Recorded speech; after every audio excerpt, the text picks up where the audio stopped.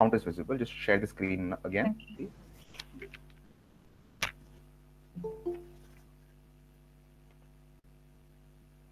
So while you're sharing the screen, I will quickly introduce the talk. So hi everyone, welcome to a special session of HSS GSS. For those of you joining for the first time in this series, let me tell you a little bit about HSS GSS. This is called the HSS Graduate Seminar Series, and it's a student initiative which is meant to serve as a platform for students to share their latest work and receive feedback from their peers. This will not be limited to completed or published work, and we actually encourage presenting their ongoing work. And it's the hope is that this becomes an active forum for productive discussions. Today we have a special session in collaboration with the Center for Archaeological Sciences, in which two of their postdocs are presenting their ongoing work. Uh, Dr. Alino Sumi and Dr. Tosabanda Padhan. The first talk is by Dr. Alino, and the discussant is Ahona, a PhD scholar in the department. So, without further ado, I hand over the platform to Ahona to introduce the speaker and the topic. And Alino, you may carry on. You will have around 30 to 35 minutes to present, after which there'll be a discussion. So, Ahona, over to you. Am I audible? Yes, you are. Good afternoon, everyone.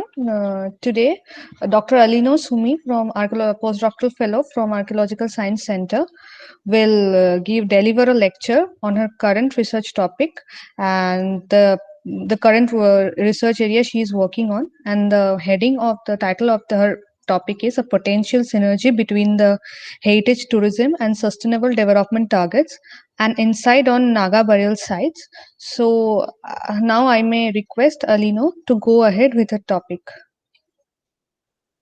Thank you, Ahana. Thank you, Vaisa. Am I audible now? Yes, you are. Please go on. Hi, yes. So I'm Alino Sumi. I'm from Nagaland, and today I'm going to present on a topic I'm going to work on which I am working on the Dr. Alok.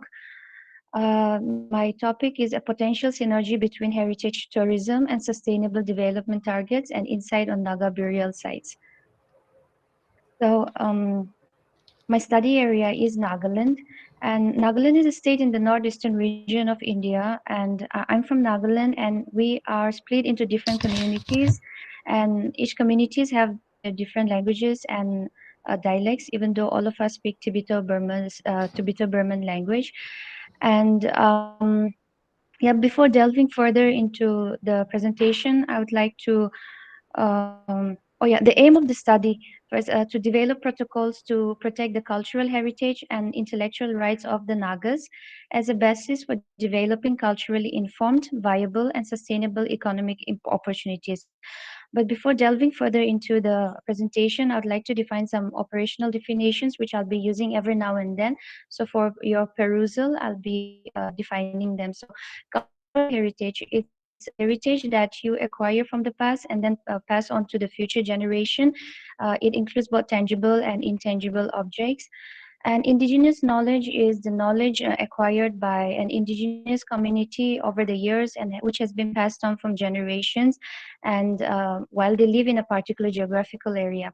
And heritage tourism is, in simple words, is like when you travel to see the cultural and traditional aspect of the particular destination to understand their authenticity and their history. It's a heritage tourism. And sustainable development is maintaining or like sustainable development is like maintaining your present environment and passing on to the future generation. And Alino, sustainable, sorry to yeah. interrupt, but your voice is kind of breaking. Maybe you can try to switch off the video. That might make it better.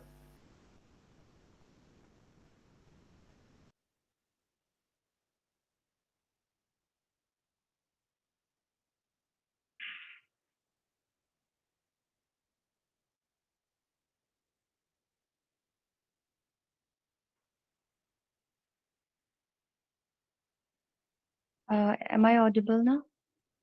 Yes, you are. Please continue. So, sustainable heritage tourism is an integrated management of our heritage and tourism in cooperation with the engagement of local communities while benefiting the community's social, environmental, and economic conditions and preserving our heritage through developing tourism activities. And collective memory is a form of knowledge created and agreed upon by more than one individual that is called collective memory. And eco museums. The prefix of eco in this eco museum does not generally only associate with our natural environment, but it also relates to community-based museums, which facilitate sustainable development.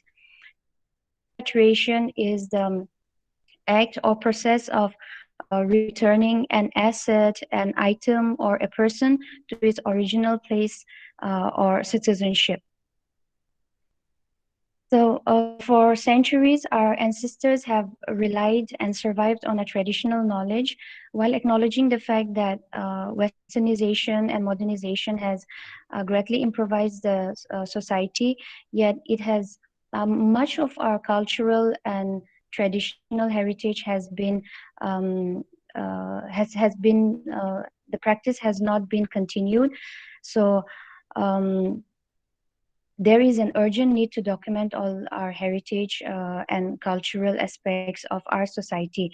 So, um, in recent times, there is a renewed interest in understanding our culture and putting it into the global realm of sustainable development goals. And it is mentioned in the Target 11, which falls under sustainable cities and communities, on Target 11.4, that we have to protect the world's cultural heritage and strengthen, protect, and safeguard those cultural and natural heritage. So, for this study, we have taken burial sites and rituals as a significant marker of heritage tourism, understanding that the rituals related to death and birth could play a crucial role in understanding our origin. So, in the presentation, it was mentioned that our community, our heritage, our land. That means, since I'm a Naga, I'm correlating it with the usage of the term "our." So, burial sites and rituals, they are representation of collective memorialization within which the deceased are commemorated and remembered. Because burials are valuable resources for discussing many themes like cultural identity, your demographic questions, gender issues, religious issues, community networks of social relations, and transformation of an community. So let's look into collective memory and heritage. Collective memory is a form of knowledge created and agreed upon by more than one individual, and it is a collectively shared representation of the past. And throughout history, collective memory has been central to the creation of a community, like from a simple small unit as a family to a bigger unit that is an entire nation. So the social practices of collective remembering allows the community to preserve a conception of their past, whereby a sense of who we are and the sureness about who we are, who we were, and who we are will be addressed. And we all know that we share bonds with the places that we are born or raised up, as well as the sites associated with our memories. And we may also associate particular things or particular place or events, and this bond enhances our heritage. Now let's look into the collective memory and burials. Gregory has said that graves and burial sites are not just communal resting places for the dead, but these are sites which acts as an enactment, commemoration, and places of remembrance.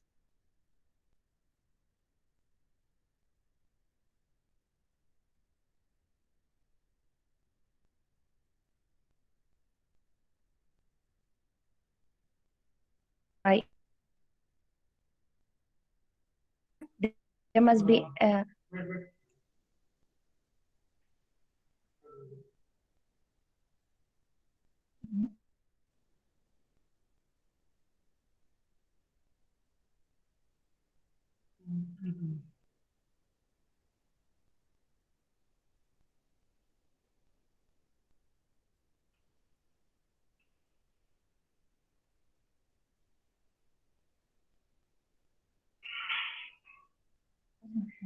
Not here. It's not audible. Your voice is kind of still breaking. There seems to be some connectivity issues, but I guess we can continue. Yeah. Am I audible now? Yeah, it's a little better now.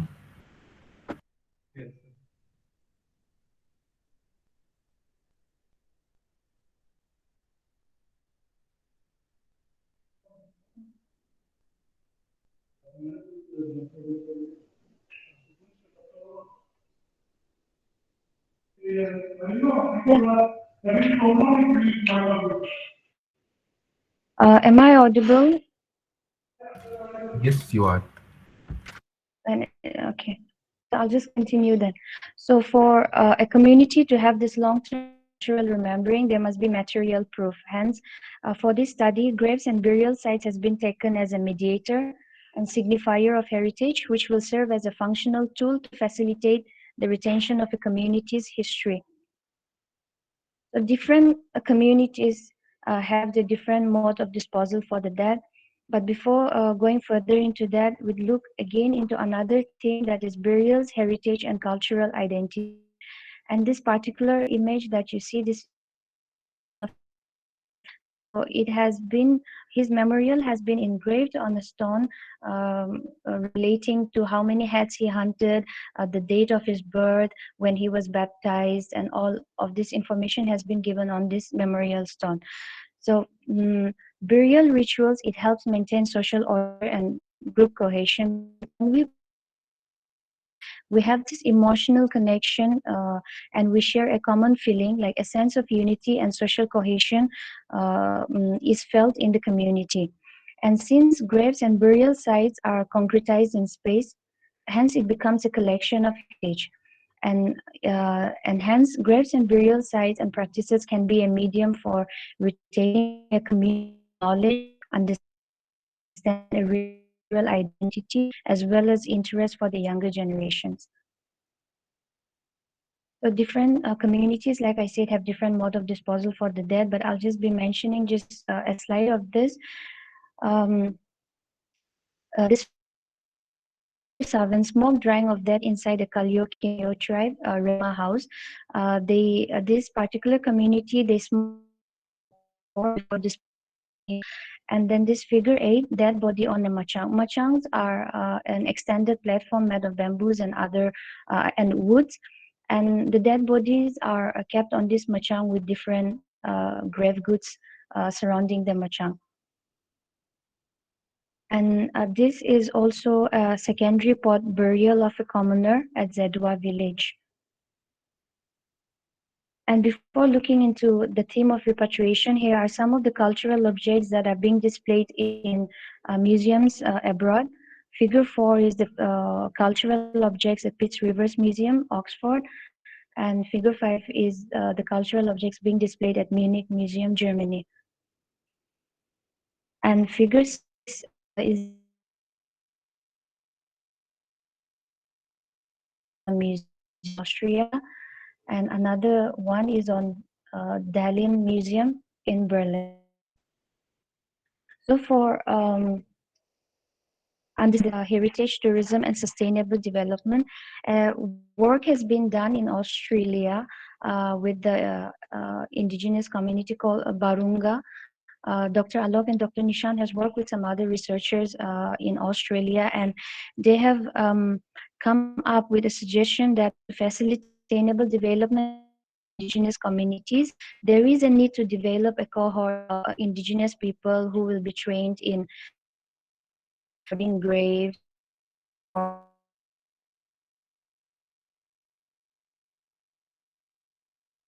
of graves.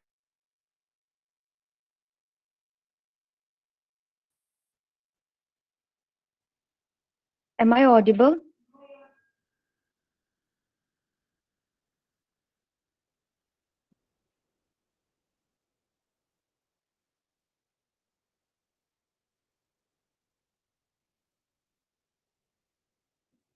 Not audible. You're audible now. Not audible. Am I audible now? Yes. Okay. So, like I said, a similar work has been done in Australia by Dr. Alok and Dr. Nishan along with other researchers, and they say that to facilitate sustainable development, they have to give training to a cohort of people who will be trained in identifying and recording graves or gathering their oral history from archival information, and also know about the occupants of these graves and also maintain a register of the graves for the community. So with this in mind, a research and training service called Grave Concerns was established with the aim to take advantage of the employment opportunity for people at Barunga. So this was done to ensure long-term sustainability and local control for the community without the need to employ consultants. So in the same manner, this model can be followed in Nagaland, which would highlight the need for new business ventures and opportunities in the communities following the principles of sustainable development. Mm, so for this, I have come up with three drivers. First is repatriation. So repatriation is not only a practical arrangement or transfer of ownership, but it's also an act of recognition and respect for the culture from where the items were taken. So while this repatriation transfers something material, it also transfers something intangible, and that is respect, dignity, and identity of our community. So these artifacts are not just inanimate objects, but these are the catalysts for telling the stories of our oral histories, relations, identities, stories, and memories. And Dr. Alok has mentioned in his work that more than 50,000 Naga objects are in the possession of 43 public museums and private collections in UK and several thousands. And hence, getting back what was ours, getting back our material objects will help us understand our history and ensure our dignity and identity. And repatriating all our objects, we can convert it into an eco museum. So just as I said, the prefix eco does not only relate to the environment, but it relates to community based museum with a local engagement of local community. So this will act as a memory store for preserving the collections in perpetuity, displaying and interpreting the material evidence to construct and transmit meanings. And just as Simpson, in her work, she said that these objects were collected or confiscated from the indigenous communities with the reason that it is important to document dying cultures and to preserve for posterity the last remains of the material evidence of dying races. But just as Simpson said, these cultures did not die. The indigenous communities did not die. Instead, we live and thrive today, and we seek the return of these objects, which are the symbols of our heritage, our cultural identity and survival, and also for teaching the young and to ensure cultural continuity. So, community-based museum in Nagaland will be an avenue where our cultural objects, ornaments, textiles, weapons, accessories, grave goods, etc., will be displayed with accurate description, catering the visitors with authentic information and understanding of our history. So these museums will engage the locals in different roles and responsibilities, and they will be the stewards of their own heritage. And this is how Eco Museum will help protect our heritage while improving our livelihood. And the third driver is virtual platform as a tool. So we all know the importance of social media, internets at present time. So understanding the significant role that culture plays in tourism, internet also plays a large opportunity to motivate travel by exposing the cultural assets of a particular destination to the consumers before their travel.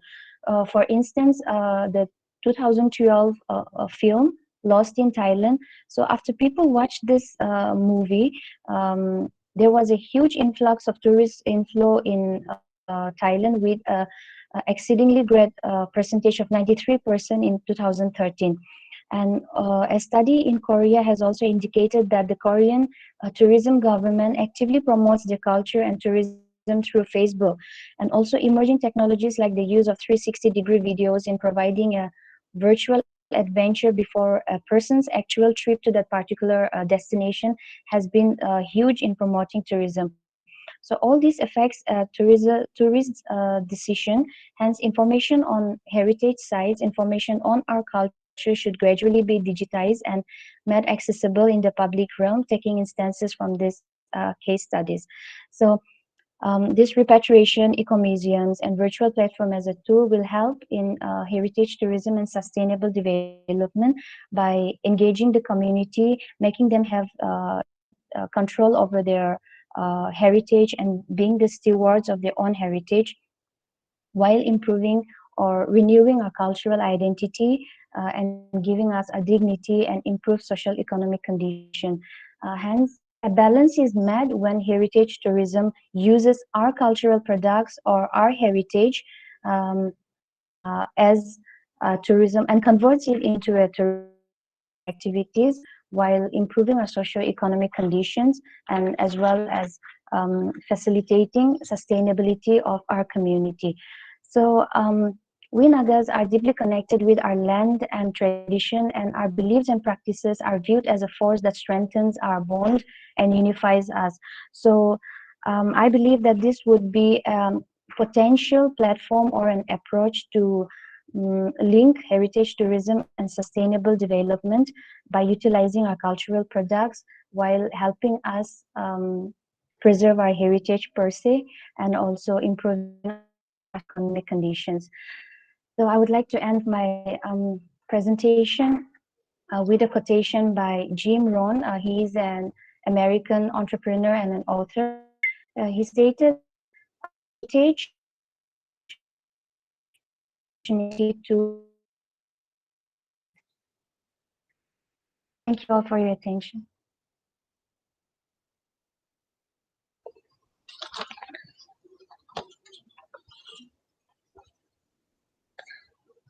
Okay, am I audible? Yes, you are. First of all, I want to convey my sincere thanks to Dr. Alino for this enlightening and informative lecture. So now I will directly come to the reflection I have got from your lecture. As you have mentioned in your lecture, how Naga burials and graves are symbol of their cultural identity and a fervor with a fervor of sacredness attached to it. So, as we know, culture, heritage, and heritage tourism as an important sustainability tool. So, as I understood from your research, is that your research is aimed towards developing a planned protocol to protect the culture heritage and intellectual right of the Nagas, leading to a cultural and economic sustainable development. So there are different aspects, as you mentioned in your talk, like eco-museum and heritage tourism. So as we all know that the tourism industry is having a rapid growth all over the world, and it's using the natural and cultural resources in vast way. So here I have one question that came to my mind while listening to that.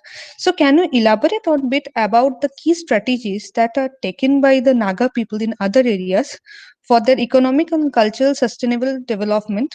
With this, if you take the economic ones like employment of the community members or entrepreneurship, can you elaborate on it a bit, Alino? Oh, yeah. In just some casual conversations, like whenever I say that I'm from Nagaland, the first two things that is reflected back is, oh, Nagaland, the food, and oh, Nagaland, the Hornbill Festival. So I would like to bring Hornbill Festival into this, into your question. Like Hornbill Festival has been has put the state in a global mark, and with the influx of both domestic and international tourists to the state, it has generated income related to tourism. However, the issue that the Nagas are facing is we are able to generate income only during the month of December, that is during the festival month. Apart from that, the remaining months have no income generation from tourism or have very less income from tourism. So keeping this predicament in mind, the Nagaland government has come up with this solution, giving asking the people to organize mini hornbill festivals. Okay, so these mini hornbills, mini hornbills are like being celebrated almost every month by different communities in Nagaland, which falls in congestion with, which falls in connection with their individual community festival. So almost every month there is a festival happening in one district or the other that's generating income through tourism. So that is one. And the second is of community in a district called Peg. There is a community called, there is a village called Chizami village in Peg district of Nagaland. So the women there are being um, engaged in weaving our traditional textiles, and then they are being facilitated a training, and then their products are being exported to several emporiums in Kolkata, Delhi, Mumbai, etc. So this Chizami approach of weaving has also become a process of making the Naga women confident, and also improving their social status, while also helping them improve their economic conditions and making sure that they can weave their future along with the textile. So these are the two instances that I can remember as of now. Okay, thank you, Alino. And another question that came to my mind while listening to your talk. In your abstract, you have mentioned a term called patrimonial. I'm really curious about, as as I can understand from your talk, it's symbolizing some kind of legacy. You have also mentioned about collective memory. So my question is how this collective memory legacy is playing a key role in the heritage conservation process on making future plans for heritage conservation and economic sustainable development. Can you elaborate? I didn't know. Yeah, so when we hear the term patrimony or patrimonial, we always assume that it's related to the inherited from your father or your paternal ancestors. But I have used this word patrimonial objects, and I would like to refer to a work done by Emilia Clarke on her book Encyclopedia of Law and Society, where she has mentioned that patrimonial objects can also be termed cultural objects can also be termed as patrimonial objects, and those objects have tangible or intangible and having ongoing historical, traditional, and cultural importance to a community. So I have used the word patrimonial objects. And legacy, it is a concept. It has a similar concept as heritage. It may include inheritance such as money or property. However, it does not only imply that inheritance in monetary outcome is a legacy, but it can also mean the value system that you have, the beliefs, the principles in life that you live by, and also the memories you leave behind. So I have also used this word legacy in terms of our ancestors, ancestral knowledge, because legacy can also be termed as inheritance, the intangible inheritance as narratives and oral traditions. Thank you very much, Alino. I think more research, continued research on this field will open up new arenas or areas of research. So now I hand it to Vaisak for further discussion. Thank you. Yeah, so now the floor is open for the audience. If any of the audience members have any questions, please go ahead and ask them. Before we take any question, I just want to add two line. That's this is the outcome of a project sponsored by MHRD. It's called a project is on sustainable heritage and archaeology from memory. And that project is not only led by me, but we are four people, myself, Alok Kumar Karango, Nishan Choksi from IIT Gandhinagar, and Professor Claire Smith of Flinders University, and Wilson from Flinders University. We four have this project, and this is part of that project. Okay, that having acknowledging these four people and the two institute involved into this. Let me also introduce among the audience there are Professor Tia Tosi Jamir is here, who is not only a colleague of mine, but is a head of the Department of History and Archaeology in Nagaland Central University. And we have Dita Mullu Basa, who is a assistant professor in the same university. And we have many who have come from, who are attending from, not from IIT, from outside, and who have interest on Northeast India. And if this talk has attracted few, like having a graduate talk, a good number of people from out of IIT campus, it means a lot to us. And then to add a few line, like I wouldn't talk about the initial slides which she showed. Of course, I agree to all those points. When she started talking about sustainability, heritage, and museum, it has been a long-term objective that Nagas strive to update the data. The data mean, I would say, variable and dynamic data about the artifacts which are displayed in various museums across the world as a static element, which has an individual story to each of them. And we understand the people, non-Nagas, having some knowledge on the Naga culture, can only play a role until Nagas themselves take up the subject, and repetition is a very long-term objective. But to start with, maybe we should have the records of the materials taken to different museum.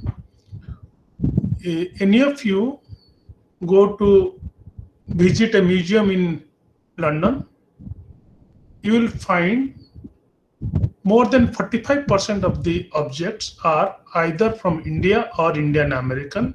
And when it comes to India, it is mostly, I wouldn't say mostly, but certainly 50% of them comes from Northeast India. And in Northeast India, again, the object from Naga hills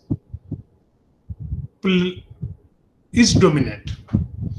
And the objects are mostly collected before the Second World War. And few of them were collected before the First World War, when Nagas hardly had contact with the rest of the communities, and the collectors and subject, there was a gap between those two. The person who were giving the material, they didn't know for what it was going. And the person who were collecting the material, they were not only educated, but are aware of the value of the objects, whereas Nagas those days were not aware because education had not reached them. They were not aware about the anthropological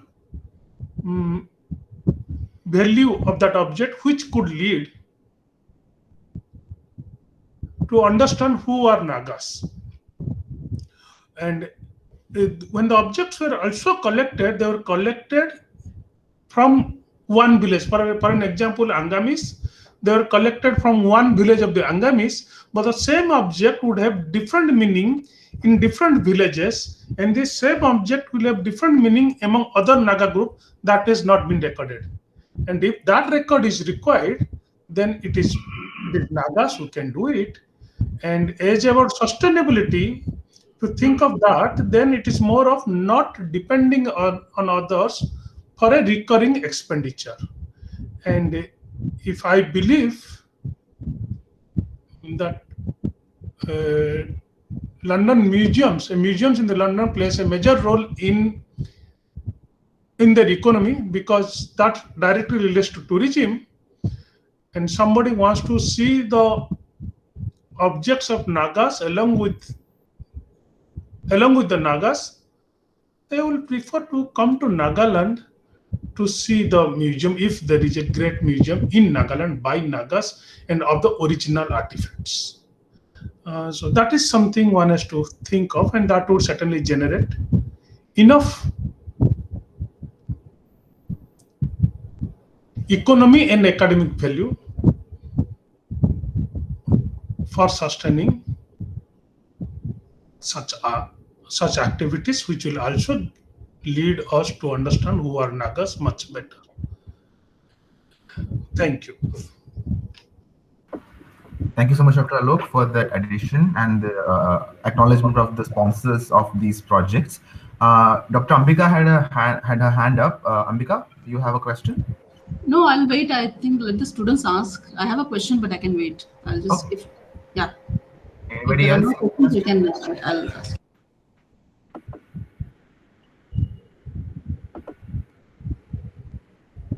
Okay. Yeah, I think you should go ahead and ask the question. Yeah. Alino, thank you so much for the wonderful talk. This is a great project, actually, wonderful. And you have presented very well. And I have two questions. One is about repatriation. I know it's a very long process. So there is a lot of debate about where, who and where these things should be. Because the conditions of our museums, right? You know, if you go to any museum, especially state-run museum, they're all very dusty, not kept in, proper order, and it's whatever. There are issues with how Indian museums are maintained, managed, and funded compared to museums in other countries, which Alok was mentioning. That if you travel outside the country, these museums are very well funded, researched, and these are like libraries where people. It's a very active place where you engage with these objects. So my question is, so the debate is this. The debate is some people feel that let the things be there, and whether it's in Germany or whether it's in London, these are better places to keep our things rather than bring them here and then and not maintaining it properly. So my I want to know your views on that. There are debates within Nagaland, there are debates within Northeast India, there are debates. So I wanted to have your opinion on that, about whether it's a good idea to keep the museum there, and that money can be used on researchers who can go there and do research rather than bringing them here. That is one. And the second thing, second question I have is about setting up museums. You were mentioning that some of them, uh, who will, even if that happens, and who will decide what objects will be what objects will be kept in the museum to represent Naga identity. Again, it's the identity itself is a big issue, right? Many individual communities are there, and which Naga identity will be highlighted, and what objects in the name of community-based initiative. This is a big problem. Who is going to represent the community? Usually it will be, if it is a state-run museum, then there will be a lot of political influence, and if it's a private-run, in some places private museums are there, which is managed by communities. They would like to project their community in a different way. And so I just wanted to bring in the political, or the idea of who will represent the community when it comes to community-based initiative of setting up museum. Thank you very much. And my last question is, when Alok was speaking, the internet was very clear. So you both are at the same center. So yeah, thanks about that. It's just the next talk is so I'll just Vaishak, for the next talk it will be good to fix the internet, because this is something we can tell Tosha. Thanks. Thank you. I just interrupt for one line that I am using the desktop, and Alino is of second generation using some iPad. Yeah. Because you're at the same center, so I was like, what happened? I'm using the office provided desktop, so I'll ask Tosha to present from my desktop instead of hi-fi iPad. Yes, thanks. And then answering, I know Alino may able to answer, but I would say when she is talking of repatriation, what was the proposal given was, to begin with, maybe mobile collection can come from different museum to Naga Hills. So more data are collected, more awareness has been done. Then thinking of direct repatriation, mobile temporary exhibition. If the Petribus Museum or Ethnology Museum from Berlin or Cambridge Museum could make exhibitions in different European countries, which already has the collection, why not they bring a representative collection to Naga Hill for getting more authentic data about those objects also, besides making awareness program. So that should be the beginning. Then we think of repartition.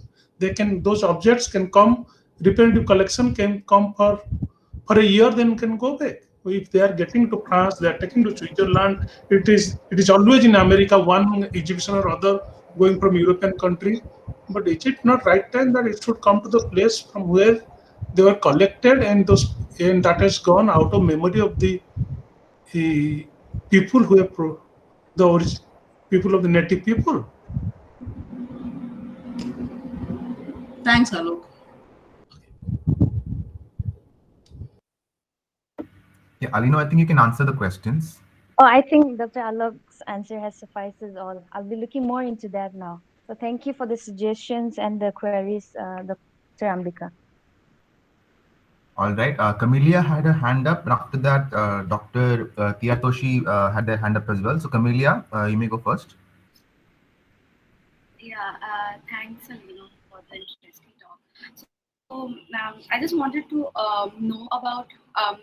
So, what is your take on the contribution of different sub-communities in Naga in framing their conventional narratives and experience in building this, narratives, different objects that has been collected in the museum. So I just wanted to know how different communities are, whether it's a collective consciousness or collective experience or individual experience. I just wanted to know about it. Well, yes. So your question, it's actually one of the main objective that my fieldwork is going to be based upon. So I think I'll look into it and I can answer the question only after having a field visit to the community and get their perceptions about the cultural objects being displayed in museums and institutions abroad.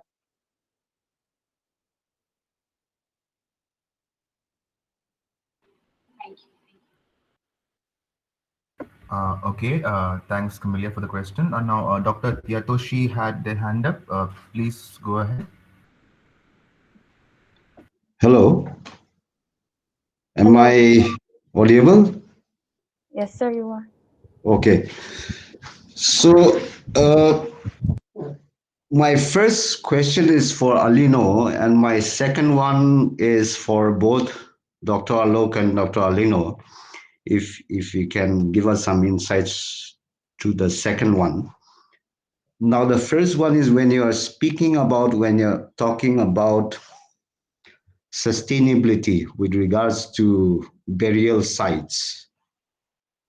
The situation that we have here in Nagaland and in the rural areas of Nagaland, especially in the rural areas of Nagaland,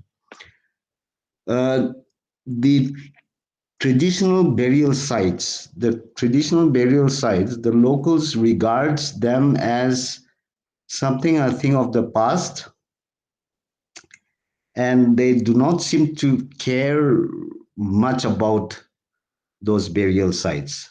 And I've encountered few occasions where the village boys were, really throwing stones over those jar burial sites and, destroying the remains, whatever is there, the bones and the objects, the burial objects and things like that, has been, really badly disturbed. So I think when we are talking about sustainability, you should also look into the local perceptions to the burial sites now, because it seems like the local perceptions of these traditional sites, the burial sites, the burial sites with very specific to the burial sites, seems to be very different from the vantage that we are assuming, we from the academics are assuming. So I think we should also give some attention to the local perceptions and see how these perceptions can be changed so that the locals realize the importance of these burial sites. That is one. Now the second one is with regards to repatriation, what are the steps? Because this is something which I've been really, keen to address this in a very big way. But I'm sure Dr. Alok is really experienced into this. And we had also a session in the WAC conference at Kyoto, where the special session on this repatriation issues as well. And I'm really curious to know, if we are to repatriate, how do we go about it? And what are the realities that we should be facing? Yes. So thank you very much.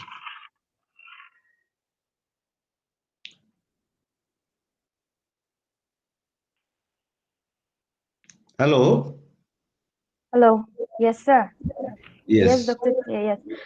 I don't know if I can make enough judgment to your question right now, but what I think here is like the younger generations do not value their past. So this heritage cycle that we talk about, like when we understand our past, we learn to value it, and when we value it, we would really want to care for it, and by caring for it, we would want to understand more, and then our interest is renewed when we understand our past. So this, I think, this entire heritage cycle functions that way, because the youngsters, we are not really we do not really have the interest to understand our past. We do not spend time with the elders who are considered as the custodians of traditional knowledge. So I think this plays a havoc in understanding about sustainability. And regarding the local perceptions of the burial sites, yes, sir. I think with my field trip, that is like my upcoming field trip, I think I will be. I think it would be advisable, since you suggested to look into the local perceptions of the burial sites. So thank you for the question and also for the suggestion, sir. And I think for repatriation, I think Dr. Halok will be able to give a better, opinion. Okay. Yeah. Yeah. Thank you. Professor Tosi, it's nice to hear from you after a break. Uh, about the first thing about sustainability is one thing one has to understand that tradition related to birth and death, they dies the last. When you think of knowing about past of a transitional society, who all have left, who have converted to a new religion, and in cases, rather not in case, in most cases, they were forced to abandon certain tradition which uh, were of importance, since Nagas didn't have a written history. So what we know about Nagas past is, until we started doing archaeological work, we're starting from only 1996 onwards. Before that, there were only patches of work, but only through oral history. And if a awareness program can be run in the villages, in the Naga villages, Mm-hmm. these graves, they have the key to one day give us a story about the migration of Nagas to Naga Hill, or the original inhabitant of the Naga Hills. Then things will change. Who doesn't want to know about their past? Everybody wants to know about their past, and who are we? Like, there is a bigger thing going on about human evolution, and but when on Naga Hills, the first thing is that who are Nagas and what are the first inhabitant to Nagas, and the secret lies in the graves, because things have changed, the social custom have changed. And so even if I try to interpret from some material culture or some social custom, there are many questions. But if somebody can interpret from the grapes, from grape goods, from the DNA studies of the, if in the future it might allow for the, to extract DNA from such environment also, then things will change. Its perception requires awareness, awareness in the school, in the college, in the newspaper. Once that starts, things will change. That is my answer to your first question. And about the repetition, as Dr. Ambika did point out a very pertinent thing, that are we ready? Okay. But to counteract also that, when will we be ready? Should we lose this generation to get ready for the next generation? And during that course of time, we have lost more data, because every day society is changing now. Society is getting westernized. The folklore, the traditions are getting eroded. And if objects I am not able to see today, my second generation, third generation would see it after 100 years. And what dynamic and variable meaning they will give it to the same object, which so it is like two sides of the coin. So in one way, that are we ready? In other ways, that when should we get ready? If we get ready, will we have the data about those objects then? Because we know that the objects in the different across the world are static. There is only one data. This is drum, this is head, this is arrow, and this is bell. But that bell played a variable role, a dynamic meaning to that. A meaning of the same artifact is different in different time period, different season, among different communities. That important time we are losing now. How many Naga can go and see that in Pit Rivers or in Ethnology Museum? Right. No, I am very much in favor of the repatriation issue. Yes. So But if we how do we do that? That is actually my I question. don't have to go as far Yeah. my experience goes. We first have to make make a appeal to public and private sector, like support making a database of the object in different museum, Naga object in different museum. Then the second phase comes in digitizing them and get the Okay. digital collection, and along with that make an effort to get mobile museum to begin with. And in the process, it should not be 50 years, it should be 10 years maximum. In the process, you create a museum with the required facilities and environment to bring a representative collection, if not all. You don't require an entire collection. You require representative collection, one. Second is that you certainly require all skeletal material of Nagas who all are in different collections should come back and be buried in on Naga Hills. There is no doubt about it, because those skeletal material which were collected in 1990s onwards, they have got no human evolution value to it. They are only making what I can say. No, I do not want to use such word, but they are only giving them a object of curiosity, so that it attracts the visitors. If the man himself becomes object of curiosity to attract the visitors, it is probably not required. Okay. So which means then the skeletal materials which are displayed in the overseas museums, Displayed or kept in repository, yes, everything comes. so they should be returned. Yes. And should, in your opinion, should they be buried, or should they again be reutilized for sustainable, tourism, or whatever Alina has discussed? I don't know. I don't agree to that. That I don't want to be objectified myself. Okay. If it has any human evolution value, or it could help any understanding of any archaeological importance, we might think of retaining a few. But since this skeletal material are not from graves, but those skeletal material from 1990, invariably you can make out from which village or which scale those are. It should be buried back. with Right, all right. human dignity. Yeah, right. Mm. So yeah, Okay. Dr. Alok and Thank you Dr. very much. Yeah, so thanks for the very interesting discussion. In the interest of time, we will move on. We'll take one more question. Dr. Nishant has a question. Nishant, please go on. Okay. Hi. Uh, Hi, Alino. Hi, Dr. Nishant. Hi. Hi. So thank you very much. Very nice study, and it shows, you know, you've really, done a lot of good research on the topic and everything. And it's and a lot of interesting questions have been raised here for Right.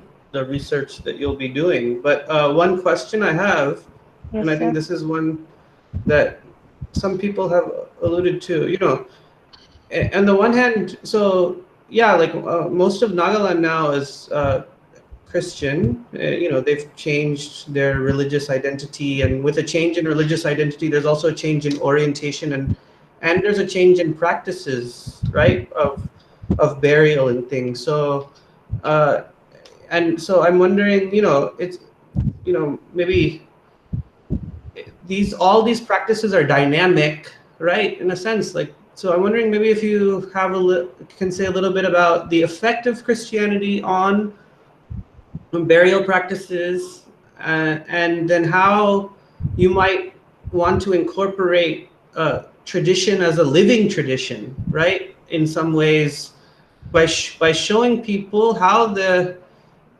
how it was in the past, but also how different communities, different parts are doing new things too with the different cultural influences, which includes maybe Christianity or some other things in their burial. So I'm wondering how we might want to capture. You might want to capture this when you go to the field, or how this in museums they want to display. You want to try to display not just something that you lost and want to recover, but something that is still living, so you can sort of connect with the people in a different way, right? So I'm just wondering how you might think about that when you do your field work, or what your observations are on that.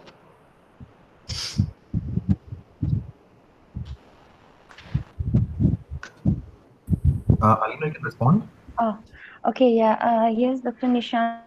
Because every communities had their own mode of disposable during the pre-Christian practices in Nagaland. But with the spread of Christianity, these rituals and practices have altered, have changed, and most of it is not practicing now. But the thing is, even at present times, um, most of the tribes, like when a funeral is being taken place, the dead body is placed in a coffin, but there is still prevalence of grave goods even now, like in the form of Mm. shawls or something like which the deceased has always liked, some objects or anything that has been held dearly to him or her is being placed. So I think even with the change in religion, changes related to that has been the least, has been the last change that has taken place in a community. Because I think even Dr. Tiatushi might agree that we Nagas, we still bury some traditional shawls or textiles related to the gender of the deceased, and even place grave goods. So I think it would be interesting if during my fieldwork I would look into that. Yeah. Yeah, thank you. Yeah, I think, yeah, and I think it might also be a nice way to connect, and as you were saying, I think Dr. Toshi and others were saying that local people are maybe not showing Yeah. interest, but connecting past and present in this Yes. way that you're mentioning was very, might help. Right. Yeah, yeah. Thank So you. yeah, thanks. Thank you, Thank you. Alino, for your Thank you, Nishan. Thank you. presentation. Yeah, thanks Nishant for the question, and thank you Alino and all the audience members for this very engaging discussion. We shall now move on to the next talk of the evening, which is by the next another postdoc from the Center for Archaeological Sciences, Dr. Tosabanda Padhan, and the discussant is Maithili. She's a doctoral scholar in the Department of Humanities and Social Sciences. So Maithili, over to you. You can introduce the speaker and the topic. Yeah. Am I audible? Yes, you are. Please go on. Okay. Thank you, Vaishak. And I welcome everybody to the second talk of today's seminar.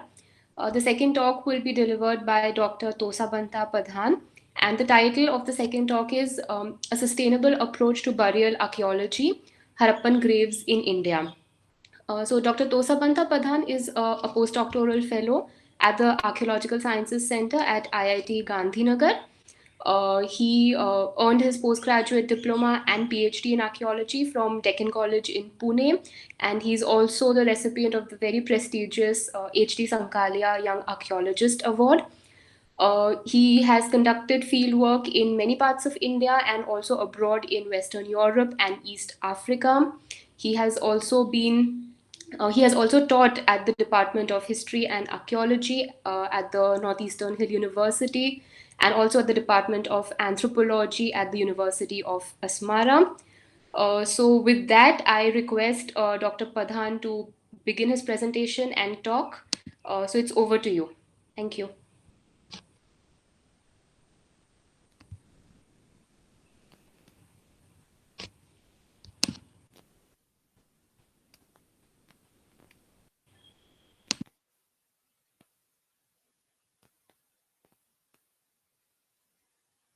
Dr. Padhan, you may share the screen and start the talk.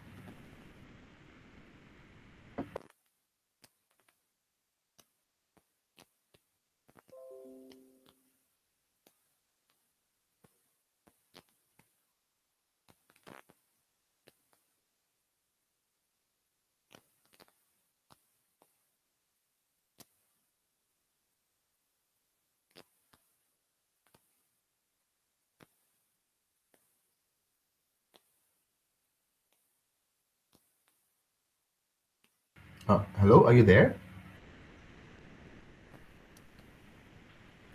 Hello? The screen is visible.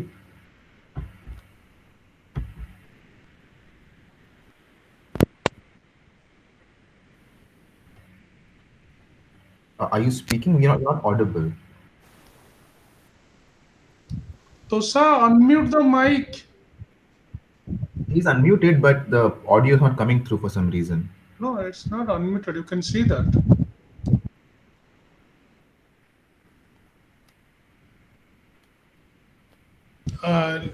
Just give me a few minutes. I'll ask him to come and present from my computer.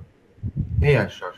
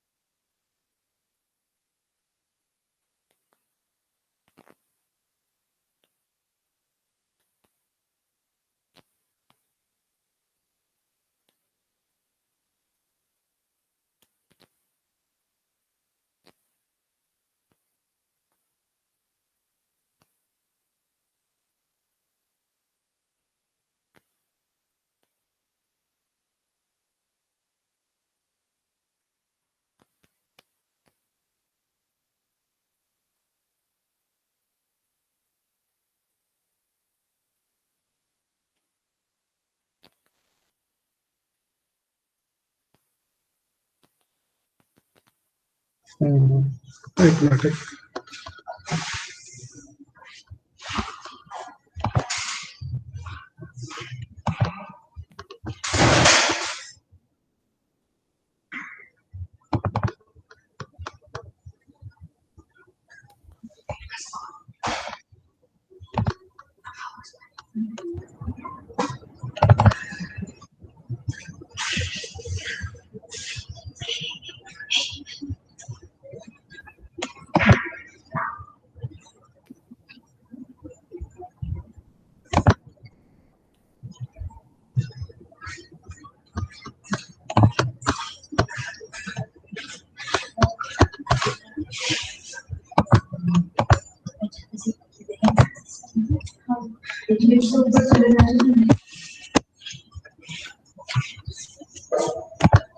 कहाँ गए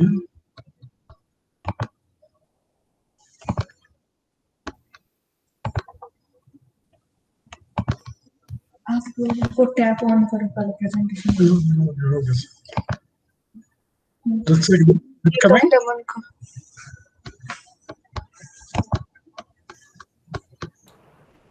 Yeah, the presentation is not visible. I think. Just do full screen. Full screen. Yeah.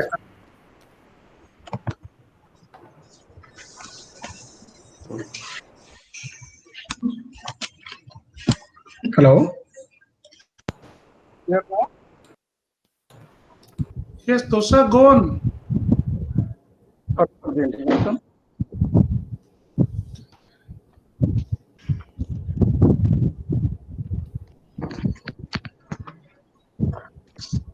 Okay, so I'll be speaking about sustainable approach to the boreal archaeology, particularly from the examples of the Harappan graves in India. So before going to the presentation, let us just look into the outline of the talk. So first of all, I'll be speaking about the 3 points. So the presentation has 3 sections. The first section will be talking about the brief review of the Harappan burial, and it gives a background to the nature and the general feature of the burial types, grave codes, and actually also the location pattern.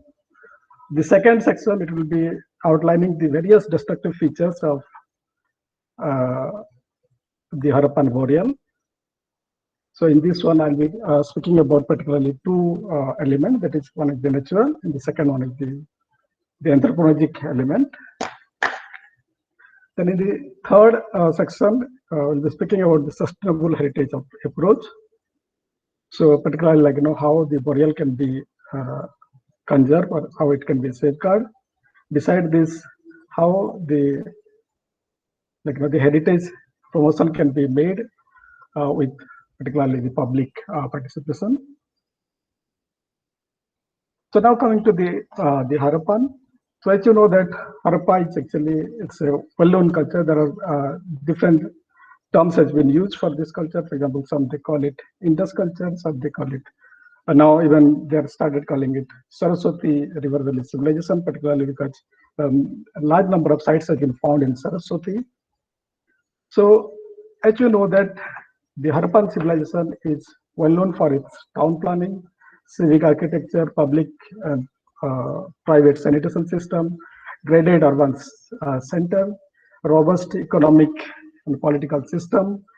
Beside this, there are several writing systems, like on-decipher writing systems are also there. Standardized weight are there. Also different type of seals have been found. So far about more than 3,000 sites have been discovered in Harappan civilization, particularly that is spreading in the different parts of India and Pakistan, especially in the southeastern part of that is the present day Pakistan, Balochistan, Sindh, Cholistan, and also in the part of Punjab. Besides this, in the case of the India, it is found particularly in the state of Punjab, Haryana, Rajasthan, Gujarat, and Western Uttar Pradesh. So talking about the important metropolis, there are few regional centers that have been they are considered, and among them the major cities like Harappa, Mohenjo-daro, Dholavira, Rakhigadi, Kalibangan, Birana, Lothal, Ganeriwala. These are the major regional centers that have been known to the Harappan sites. So then coming to the different burial sites or the zone that is found in the Harappa. So the map showing you some of the important burial sites. So where those burial sites are mostly concentrated, they're mostly concentrated on the central and southern Pakistan, as well as the northern part of India. They are concentrated on the, they're found on the particularly the Indus Basin. That is the another one, that is the dried Ghagar or the Saraswati River Basin.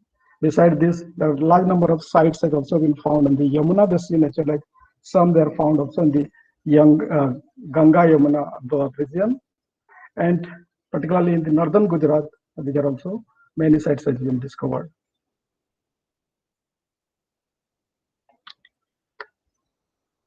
So now what is also important to know here, why the boreals are there important to study. So why do we actually study boreals? See, the boreals are actually the kind of the most important evidences that is found in archaeological context. And then the boreal, they are systematically buried, and the boreals, they carry large number of boreal goods, for example, pottery, and so many artifacts are found that are particularly well preserved because they're not actually meant for destruction. Beside this, boreal are also very important for understanding the several shared ancestral origin, deep-rooted death ritual that is probably we are doing it in the modern times. Then also we are the boreals also enlightens our understanding about the diversity of the past cultural, behavioral, ecological, as well as the various historical phenomena. So what also we see in the case of the boreals are there mostly we see ritualized human remains. That is mostly there are various type of rituals has been offered to the boreals. Then also we do find heavy symbolic behavior that is probably attached to the boreal. I'm to say that because the boreals are there, or the graves are there, attached to the emotion of the early people, those who bury them. Okay.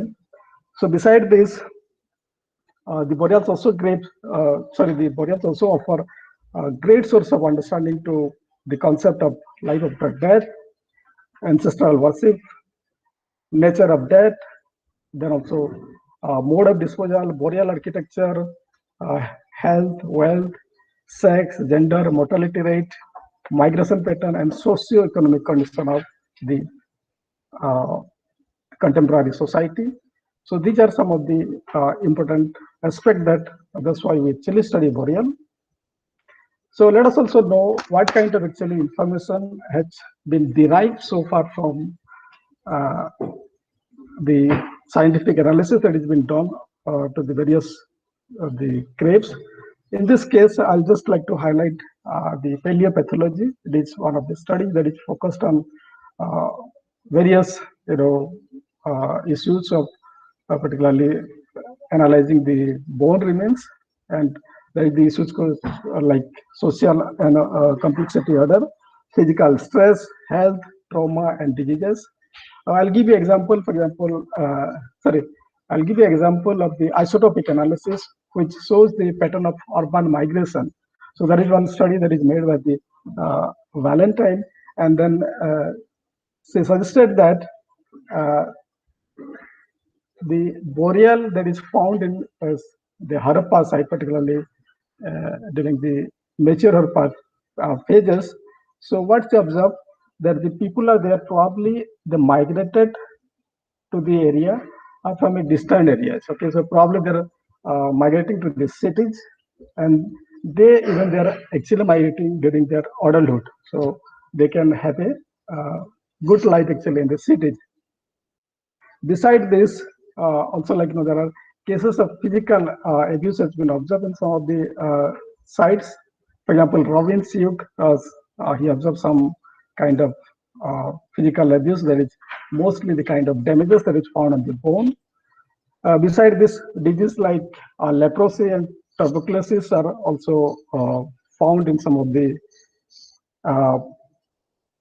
skeletal remains, which suggests that during particularly the late Harappan phases, there are due to the various probably the economic stress or as well as because of the environmental deterioration, there are a heavy probably stress on the populations, and so those are the marginalized societies or the marginalized people. They are probably suffering the diseases like leprosy and tuberculosis. So beside this also, if you look into the overall health and the nutrition pattern, J.F. Kennedy, he have made a studies, and then he suggested the Harappan have their a good nutrition and balanced diet. But however, he also observed that there was some sign of stress, actually also arthritis has also been observed in some of the Harappan population. Besides this, several teeth studies has been done, and then It also tells us about the different dental health, actually, also the paleo diet pattern. And then most recently, there is one ancient DNA that was found from Rakhigadi. There is a paper that is published in Cell journal. It was by Professor V.S. Sinde and his team. And then so this DNA studies that was recovered from a single human skeletal remains. It's of a woman.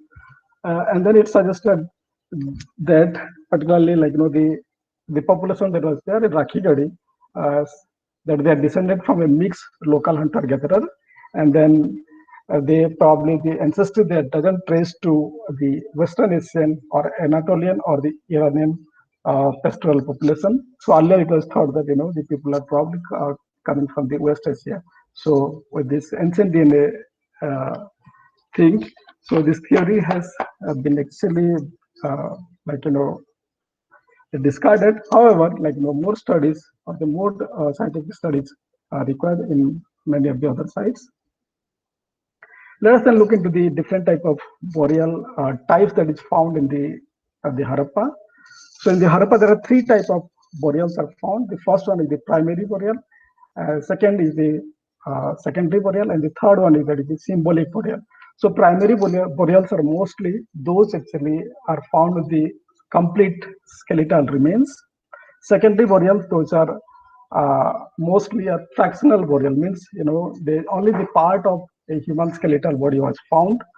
And then they believe that in fact there are some evidences from Mohenjo-daro. So there are 5 burials from Mohenjo-daro, and then few burials from Harappa suggest that the people after the death, they are just probably throwing the dead body to the surface for some time, so the animal or the could the other birds could eat, and then they are collecting the leftover the human remains, and then they are burying it.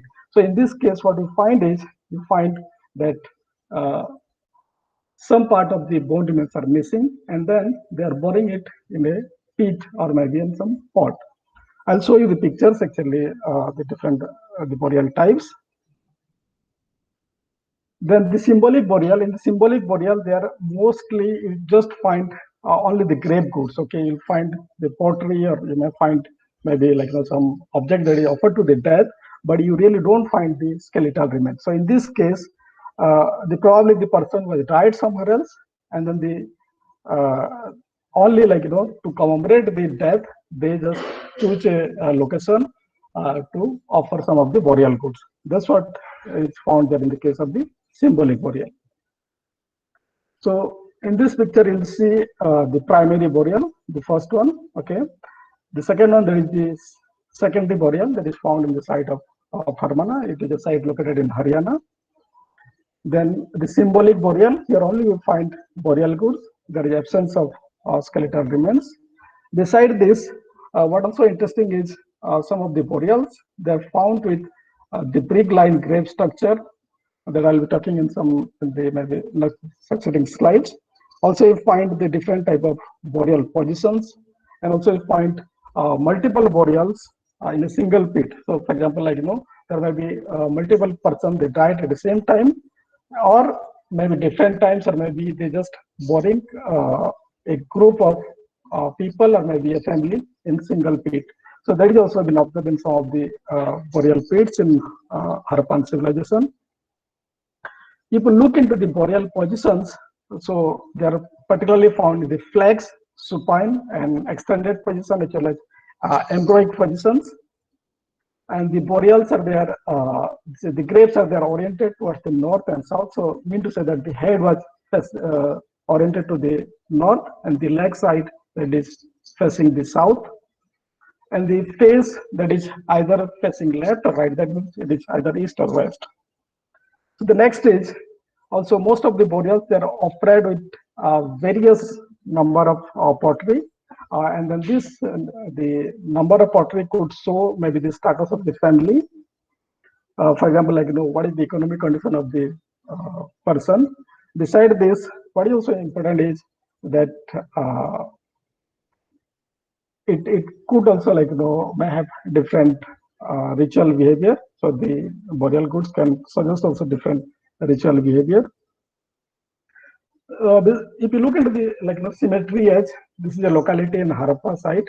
So in this case, this is a late Harappan context where you find the orientation of the boreals are there mostly northeast to southwest. Okay, and sometimes also they are facing towards the west or east. Now this is just to show you one of the important sites, Rakhigadi, that is located in the Hisar district of Haryana, where you'll see that on the right hand side is the cemetery area. So the cemetery are they're mostly located away from the main settlement area. And then you can see here the kind of the burials that is oriented to the different site. Then coming to the burial goods, the Harappan, they offer various type of burial goods to their death. And then in this case, we'll find the type of only the adults are there offered the burial goods. But in case of the children, they are not offered any burial goods, and they are mostly buried in the urn. Okay, so they just bury them in a large pot. So the burials or the graves are there mostly carry the personal ornaments that is worn by the dead. So probably it could be a belief that people those who are used by the individuals should not be used by the others. So they are just burying them in the graves. The next is also it's a very important thing that has been found in many of the Harappan sites. The female burials are there found with cell bangles. And then they are also found with bronze mirror, as well as various type of ornaments. And one more important thing that is about the Harppans is the findings of the precious metal, like golds, are not really much in numbers. So there are only few burials those have found gold beads actually, and then some gold ornaments. So it suggests that the precious metals or the precious objects are there probably in the circulation of the society. So they're probably very practical about the kind of the precious metal in the society. And these are the type of burial goods that is found in the site, is in the various sites, that is mostly consist of the pottery, beads, cell bangle, spoon, comb, necklaces, and other objects. I'll just show you the pictures. So here you can see the kind of beads, carnelian beads that is found. Then you can see this is the image of the copper mirror that was associated with the female burial. Then some of the miniature pots are found. Then one of the burial that is wearing a necklace. This is a stay-tight bead. Actually, the paste bead are also there in some of the burials. Then some of the burials are also found with church blades, mother of pearl, various type of cells, cowrie cells. Also, they found with the terracotta bangles. They found with type of terracotta, okay, and also find it some comb made of horn or maybe some bones. So if you look into the burial potteries, so there are different type of burial potteries are found, and the burial pottery consists of jar, bowl, dishes, reed, vase, and important thing about the burial pot in case of the Harappa was they're made on the very fine or the well navigated clay. So there are probably the burial pottery were made specifically meant for the burials. Okay, and then they probably have respected the person who died. That's why you find well navigated clay were used for making those burial pottery. So the burial pottery are found with actually a different type of paintings, and then also the designs are there. What is also important to note here is that the findings of cooking pots are actually generally absent in the case of the burials. So the kind of color that is found in the burials are they're mostly black color. I'll show you the picture, the succeeding slide. Look at here, these are the kind of the burial pot that is found in Harappa. This is from Harappa. So there are different type of animal designs are there, different type of lines can be found, different geometric patterns are there. And you can see here there is one of the burials that is in Rakhigadi. This individual actually who yielded the DNA found in 52 pot that is dedicated to that particular grave. Beside this, these are some of the this Harappan pottery that is found in the different sites. If you look into the burial urn also, these are the kind of burial urn. Look at here, a child was placed within the pot, and it was observed by the there is one of the archaeologists, Bats, who excavated Harappa. Actually, in fact, he said that the head of the child of the burials are mostly they are placed to the base of the pot. The next is where the type of the burial pottery that is found in the cemetery edge locality of the Harappa. These are the kind of burial pot that is found in the Rakhigadi, and then some more in the different other sites. These are the kind of painting that is found in the cemetery edge. The kind of they are mostly found in the jar. That is actually I show you the different type of jar that is found. So you can look at the type of animal designs, the star, the sun motifs are there. And then if you look at the next picture, that is actually these are the kind of decorative pattern that is found on the lid of some of the burial jar. The next, coming to the types of the sarcophagus that is found in case of the early Harappan context. That the early Harappan actually they found in mostly different patterns. So the burials are very simple in nature. And then if you look into the burial tradition, mostly the burial traditions are derived either from the Mesolithic or the early agricultural societies, and that same can be reported from the sites like Mehergarh. This is a site that is located in the Balochistan region. Then also the other sites like Nal, Dambuti, Surkotoda, Suktajandur, Nagwada, Santhali, Dhaneti. Actually, there are a number of sites actually in the North Gujarat where also you find the good example of the early Harappan burial. So in case of the early Harappan burial, mostly the dates are there either placed in a pit, burial pit, or that can be also on the urn. And then these types of burial are preferred mode of disposal. These are the two types, mostly they are preferred. Then most of the graves have skeletal remains. So the symbolic burials are actually not very common in the case of the early Harappan burial. Then what is also interesting about the early Harappan context is finding of the animal burials. Okay, so animals are there probably sacrificed to the dead person. So there are certain cases where you find the animal graves lying close to the burial, and the example can be found in the Mehergarh. It also can be there in the site of Kalibangan, and few more sites that is mentioned. Then talking about the mature Harappan context, so the mature Harappan context are actually found in increasing number of burial codes. Also we find in this case that there are complex mortuary practices are followed in this mature phases.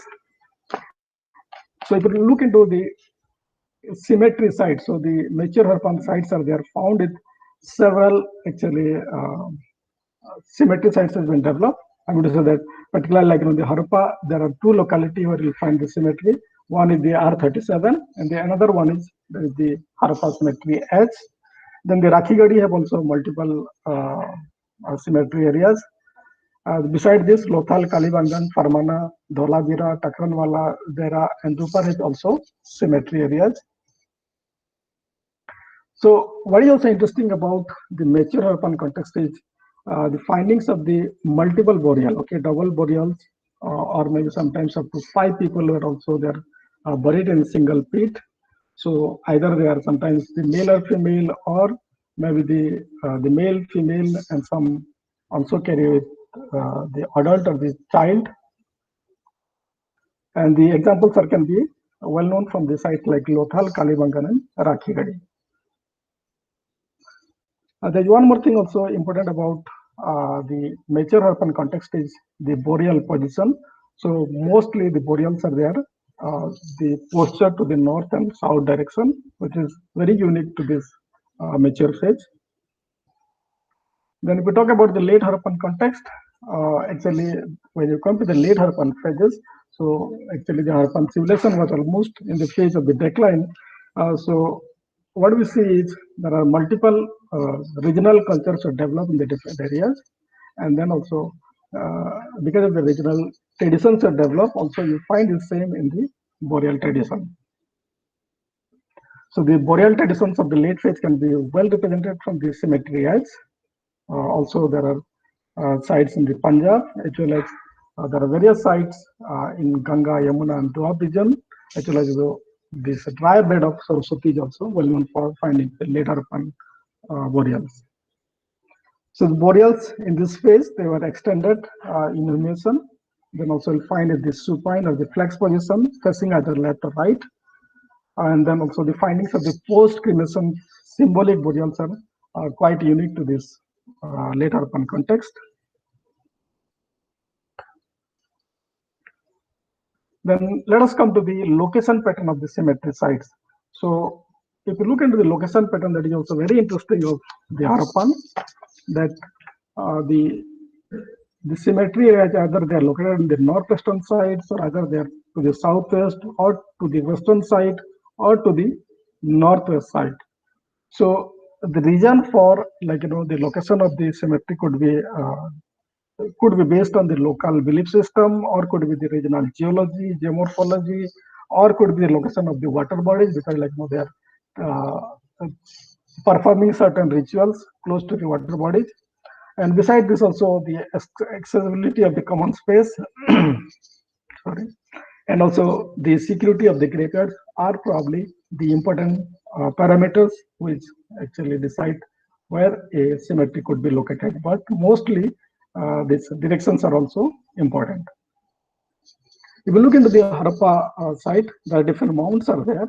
And in case of the cemetery area, look at here, this is located on the southern side, particularly on the southwestern corner.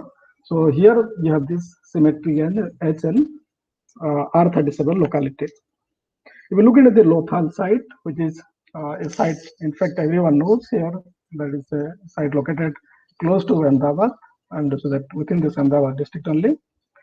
And in this case, the cemetery is located on the northwest corner. If you look into another site, Dholagiri, again, it's a very well-known site located in the Khadir Island, again in Gujarat. So if you look at here, the cemetery areas are located on the southwestern part of the cities. And then important about the Dholagiri is finding of the different graves, actually also the different type of boreal architecture that is very unique to Dholagiri. In fact, the largest, the grave architecture that is called tumulus, okay, are found in the Dholagiri site. So this is the example of the boreal architecture from the Dholagiri site. So this is the hemispherical, the boreal architecture that was there. You can look at here the kind of the human remains found in the site. In fact, the Dholagiri site was excavated only few burial, and then larger burial areas is still unexcavated. So here you find the type of the grave pits are rectangular, or mostly they are oval in shape, or hemispherical in the shape. Talking about the different type of the grave architecture that we found, for example, the brick lines has been found from the different sites, like in Mehergarh, Rakhigadi, then also the other sites, for example, like the Dholagiri, Lothal, Daimabad, and also Sonauli has also found some of the brick line structure close to the burial. So then coming to the Sinauli site, so it is one of the most important, grave site or the cemetery site found in the Hindon River. It's actually a tributary of Yamuna, located about 68 kilometers from Delhi. So here, this site is being in limelight because of the findings of some unique evidences, like the finding of the chariot, as well as antenna swords, finding of several grave codes, also finding of some of the anthropomorphic figure over the burial. Then what is also important about the Sinoli site is there are actually, it's suggest like, the internal swords, like the helmets are also there. And then, so the pattern is completely different in the Sinoli. However, like, talking about the Sinoli chronology, we are not actually putting it in whether it's Harappa or late Harappa. However, because it's a sort of different cultural, materials has been recovered, which is not actually commonly known from other sites. So there are actually remains of the OCP, actually also the other cultures are also there. The copperhead culture is also found in the case of the Sinhaoli. This is the kind of cultural material that is found in Sinhaoli. This is the impression of the chariot, and this is the reconstruction of the chariot. And what is also interesting about the Sinhaoli burials is they are found with some increasing grape goods. Actually, also some of the, here you can see grapes wearing golden, bangles. The next is coming to the process of burial destruction. So, what is important about the Harappan archaeology is that every year we find number of sites that is putting into the map, but actually we really do not have any records how many sites are actually each year being destroyed. So only you see the number of sites in the Harappan sites are actually there is in the ground. If we check, there are several has been destroyed actually. Anyway, so talking about the burial, the process of destruction, there are actually two important processes that is responsible for the burial destruction. There is one is the natural, and the second is there is the anthropogenic element. So the process of actually the natural, that is coming particularly to the geological process, mostly in this case the water, wind, gravity is responsible. Beside this, some of the natural disaster like flood or earthquake can also significantly destroy the burial. Beside this, for example, like the soil salinity or the soil acidity that is developed in the Harappan areas, mostly as you see, the Harappan areas, they develop soil salinity, and because of that, the bone remains, they get decomposed very quickly, and then they attack several, bacteria, fungi, and microorganisms are also responsible. Beside this, also the soil moisture, actually the temperature is also equally important for the destruction of the burial or the decomposition of the burial. Coming to the anthropologic element, currently India is going through a phase of rapid development, and then that's why you see large-scale clearing, soil clearing or the digging activities is observed, and then because of this activity, the archaeological sites or the burials are the most vulnerable.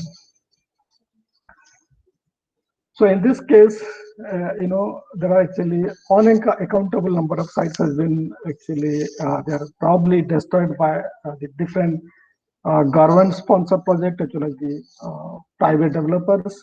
And then mostly in this case, the construction of dam, roads, industrialization, new housing projects are actually important for the destruction of the burial. Above all, this agricultural, or the industrialization is responsible for the large scale burial destruction. As I say, the majority of the burials are there found in the agricultural land away from the habitation area, so they are more prone to the various digging activities or the mining activities. So one of the other reasons also about in case of the anthropologic case, that is the population increase, which is actually responsible for, in fact, the urbanization or the rapid advancement in particularly the mechanized agriculture. So the kind of, the machinery like, the earth diggers or like, the bulldozers that is used for the digging activities are actually mostly that is disasters for the archaeological site. So these are some of the the graphical representation that we see. There may be construction of the road, construction of the dam, urbanization, industrialization, mining, and so on. So I'll just give you an example, like in case of the Punjab, there is one my friend. He is working in that, and he's doing the field archaeology there. And then he says that if there is Sardar, you will not find sites. Or if you will find sites, then you will not find Sardar. So this I'm just citing him as a friend is So working in Padhan, the. sorry to interrupt. Could I request you to take another 10 minutes so we have some time left for questions as well as the discussion? Sure. Yeah. Thank Okay. So the next, the element that is also we're going to discuss here is in the case of the boreal dissection, actually the archaeologists also are playing a major role, in fact. And then what we find is there are several sites that have been excavated in a large scale, and then so the sites should be actually excavated to extract the more scientific data, and then they should focus on excavating the less number of sites. For example, when they excavate large number of sites, so this the reason behind the excavation of a large number of sites or the large graves could be because of various personal interests. Actually, that could be academic, that could be matter of publicity. And so in this case, what happen is that they do excavate large number of graves, and then so these graves are actually excavated within a very limited time period, so they don't get actually proper time to collect the data. So in this case, many of the boreals are destroyed. Then beside this, there is also a problem in management of the faunal remains. For example, while recovering the data or recovering the boreal remains, many are get destroyed. After all, also when you collect large number of data, also it is difficult to manage them. Also very difficult to the storage facility or the curation facility is also not enough. So many of the boreals again they get destroyed. One more thing also about the large scale excavation, which that is important to mention is in India, actually, we have very few specialists who are actually working on the analysis of the boreal remains or the graves. So very few paleoanthropologists are there, or the bioarchaeologists are there who actually studying the human remains. So in this case, that's why several, the graves, those are excavated graves, are still lying in the laboratory without any attention, and they are being tested by various, agents. Then coming to the sustainable heritage part. So as you know that the heritage is our legacy, and it's from the past what we actually live with today and what we passed on to the future generation. That is one of the quote that is I'm citing from the UNESCO. Then beside this, the sustainable development approach has been actually the first time it was there in the Brundtland report in the 1987, and then they said that the development that is meet the needs of the present without compromising the ability of the future generation to meet their own needs. So this is what should be the approach. Then also if you look into the value of the boreals, there are three important values of the boreals. That is one is the archaeological, obviously it is found in the archaeological context. There is scientific values. For example, like we do carry a lot of analysis. For example, like DNA or the isotopic analysis and so on. Then also the boreals have several socio and cultural importance, because there is a lot of beliefs which are associated with the boreals. Then coming to the sustainability and cultural heritage. So as you know that the sustainability is the three important pillar, and then this cultural heritage part is part of the one of the pillar, that is the social. So what is required for the sustainability is the cooperation between the government, academic, private and public enterprises is very important. Actually also the participation of the public is equally important in this case. Involving the the local groups or the indigenous group to safeguard the boreal heritage. Beside this, what is uh, important is the development of a specific boreal museum, okay, that can be developed, that has been actually already done in some of the other countries earlier. Then public awareness, public participation uh, would actually curtail or stop the private antiquity collection. Beside this, promotion of the tangible and intangible heritage would be also important if you create a museum. So that is again connected to each other. Then also this is again associated with the growth of tourism and economic development of the area. So what are the different ways the boreal can be safeguarded? The first is the extensive use of the non-invasive technology. For example, the technology like ground penetrating radar or electrical resistance method or electronic method could be used for the locating or maybe finding the boreal outline or maybe demarcating the boreal areas. So because in this case, you really don't need to excavate many of the boreal or unless or until you actually want to know a lot of the scientific details about the boreal.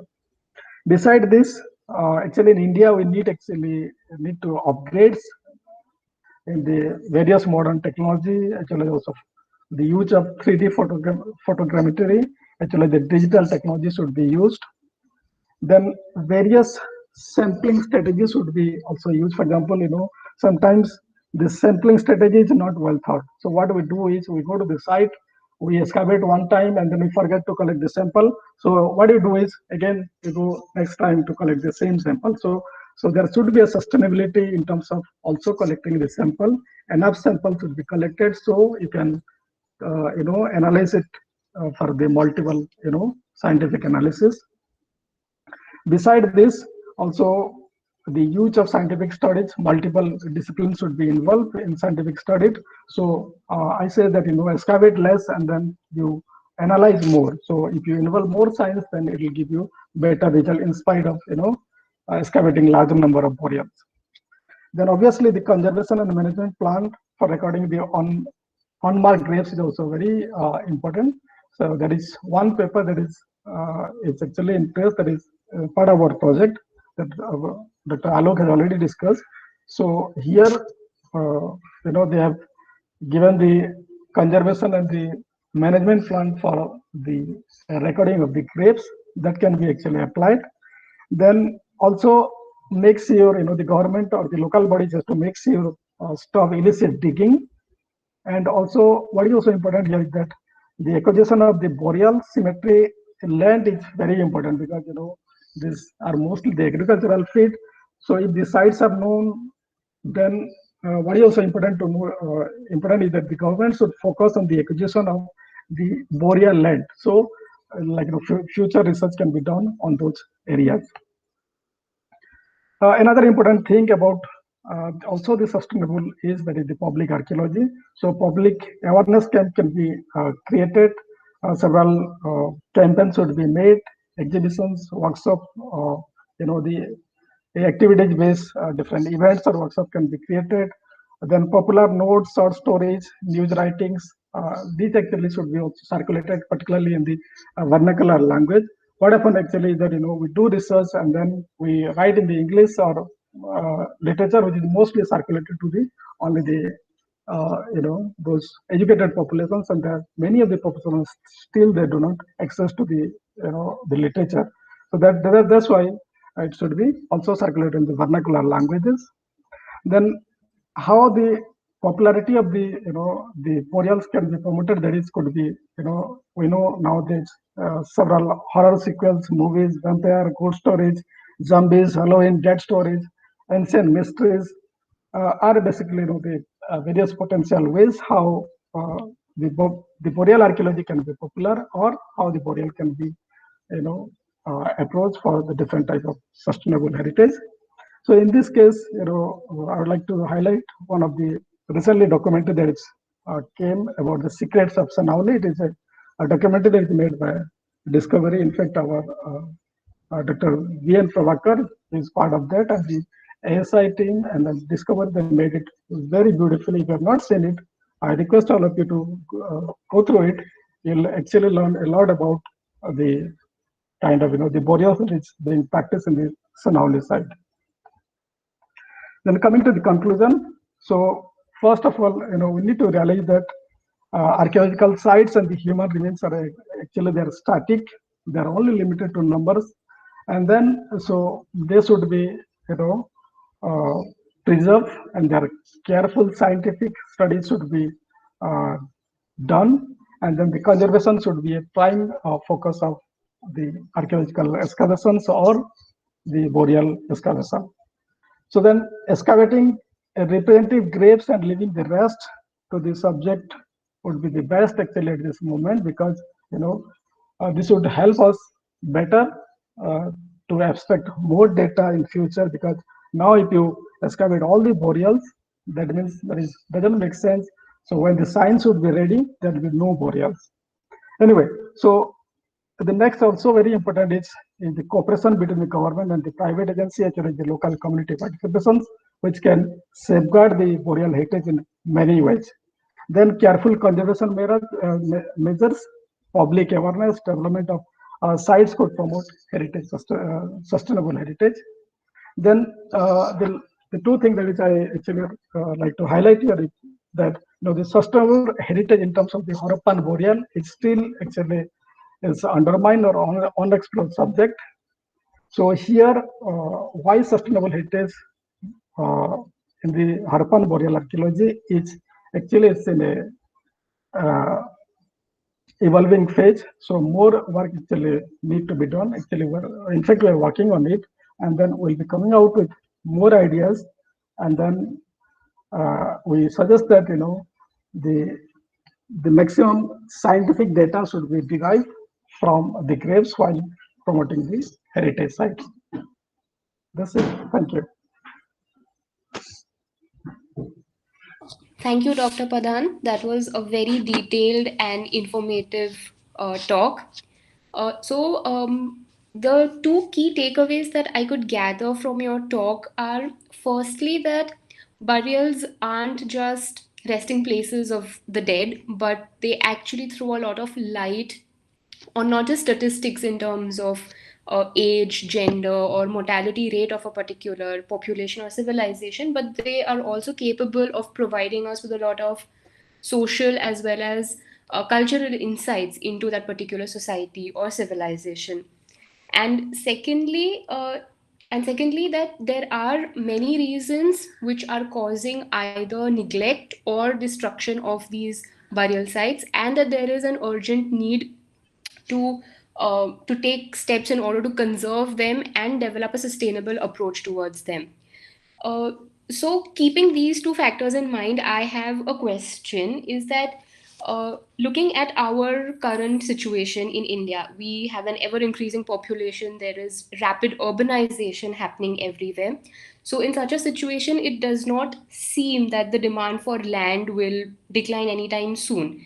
And in such a situation, it is very easy to dismiss the importance of burial sites because it may be of extreme importance to scholars and researchers in the field, but maybe to the public and the commoners, it might just represent land that could be used for developmental purposes, maybe for agriculture, for residential, and as you mentioned in your talk, they're used for mining and other purposes. So, how can we collectively, in terms of governmental agencies, non governmental agencies, scholars, even the public for that matter, try to strike a balance in order to preserve our past heritage and meet the demands of the present age, because options such as an open site museum may not really appeal to the commoners. So what is your take on that? Okay.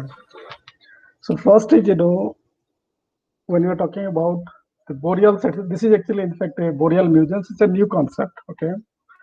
Because boreal museums are not common in India. It's actually popular outside the country. So first thing that is required is, that's why I suggest you that the government should, focus on acquiring the boreal land. For example, sites like Rakhigadi, okay? So Rakhigadi is a well-known sites. It was a Harappan metropolis. Then we have also found that that is one of the burial has the DNA has been recovered. So you can understand what is the importance of the burial. So government should first is they should focus on getting the burial land. Then same time the public awareness is also equally important. So then people should understand or they should realize how the what is the importance of the burial in the present day societies. Okay. As you say that the burial museum is maybe not feasible. Okay, yeah, that is I consider, but in this case, more work need to be done. But for example, those are the sites the sites those are listed in the World Heritage. For example, the sites like Dholavira. Dholavira is a cemetery areas which can be actually well preserved, but still that is in a very bad condition. So we mean to say that these are some of the case studies that can be actually approached, can be done in many of the sites. For example, the Sinauli again, if you look into the documentary, say that if you take some steps, the people are ready. So one of the farmers says that he's ready to donate his land to build up something. So if you will come up with certain protocol, certain measures, then only it will promote the heritage development. Right. Thank you so much. So, as I understand, there's still a lot of work to be done and make sure that these burials are safeguarded and the cultural heritage is preserved. Right. I do have another question in mind, but owing to the lack of time, I think I'll hold it back for the time being and maybe ask the audience members if they have a question, and if not, then I could come back.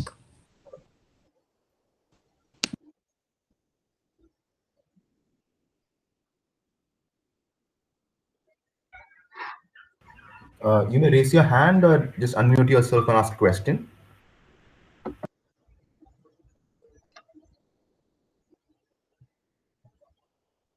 You can write also in the chat box. I mean, can I come here? Can I? Yeah, yes, please. sir. Yeah, yes, sir. Yeah, please. Yeah, actually, it's not a question, but this is related to the Sanoli documentary, which you told and in which I also feature. But the kind of documentaries they are required actually for the public to know more about this kind of archaeological discoveries to reach to the common public. But in the case of Sanoli documentary, there are a lot of misconceptions, a lot of poor interpretations have been done. So it has to be taken with a pinch of salt. Actually, it cannot be completely relied upon.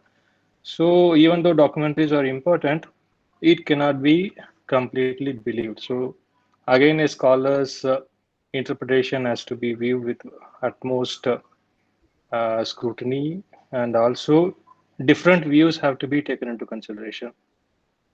Yes, sir. Yeah, because those channels, those who take it, they also do it maybe for their TRP. So the people they should actually look for. No, I mean actually it may not be TRP, but maybe I mean it depends upon who is speaking and what kind of interpretations they are trying to make. Yes, sir. Yeah, I can that has to strike a balance, and one has to really understand the context, the kind of maybe the kind of animations, reconstructions. Okay, to an extent it's okay, but I don't agree. Even though I am part of the documentary, I don't agree with most of the interpretations, which is totally not in sync with the present status of understanding of the Harappan civilization. Yes, sir. Okay. Thank you, sir.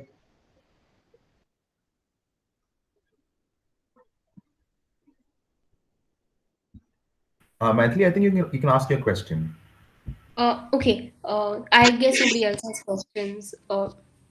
Was someone saying something? Okay, I'll just go ahead with the question. Dr. Padhan, when I read your abstract, it mentioned that so burials are, I mean, there are a lot of ideas that are associated with burials. It could be related to the idea of life after death or ancestral worship. Or it also probably with a particular kind of faith or belief system. So my question is twofold actually. So I wanted to know, do these Harappan burials throw any light on probably the religion or the belief system that the Harappans would have followed in terms of the way, in terms of the position of the burials or the direction of the burials.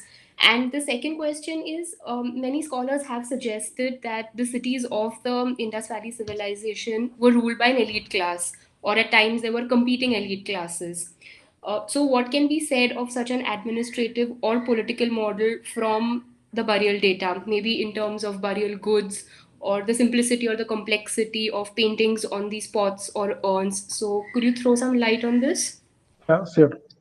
See, first of all, when you talk about the Harappan religion, actually we really do not know what kind of religion they are following, but uh, it is very clear that they respected their ancestor. There are the people take a lot of care. They invest a lot of resources in the burial. So, for example, you see large number of potteries has been there. Okay, there are different type of burial goods I've already mentioned. Even some burial they also have like a little bit of gold or precious beads are there. So, and then in terms of the ritual, okay, it were there probably because they are buried in a certain direction. Okay, either the head facing north or the facing south. Okay, then this pattern have also changed over the time period. The next is also we do find that the placing of the burial goods. Okay, the burial goods are there very often they're placed close to the head. So probably there is belief that the person who might use this pot in the life after death. Okay. The next is you ask me about the position of the the individuals. So yeah, it is very clear in some of the burials that some of the individuals obviously they enjoyed certain economic advantages. I'm to say that have I'm to say that economically they're better, and these kind of burials are they're very well found in particularly the mature phases. Okay, it's very clear in fact. Okay, that whether Rakhigadi or the Farmana or other sites, I'm to say that.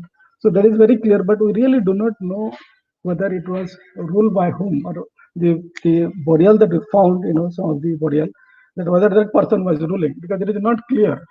Okay, in case of Dholavira, there are the certain tumulus that was found. Actually, those are quite gigantic in nature in terms of the other comparing to the other burial. So yeah, it could be obviously of a very influential person of the society, but we cannot really say that whether the person was a administrator or he was the king or something else about that. Is Right. it clear? Thank you. Yes. Thank you so much. That those were my two questions. Thank you so much for the answers and the talk. Dr. Alok has his hand up. Alok, you may ask the question. I have only two small observation. Tosa, like Maithili raised a very important, rather I wouldn't say observation, a connotation that neither the land will increase nor the number of Harappan burial will increase. So what is required is a balance, and the balance has to be done by not encroaching on the Harappan burials, but by the landowners sacrificing that much place to uh, build their economic activities in other places. And how do we approach about that? That is more important. Like how we can convince the present communities that yes, land will not increase, but burials we cannot go back and make a burial of 5,000-year-old burial. No.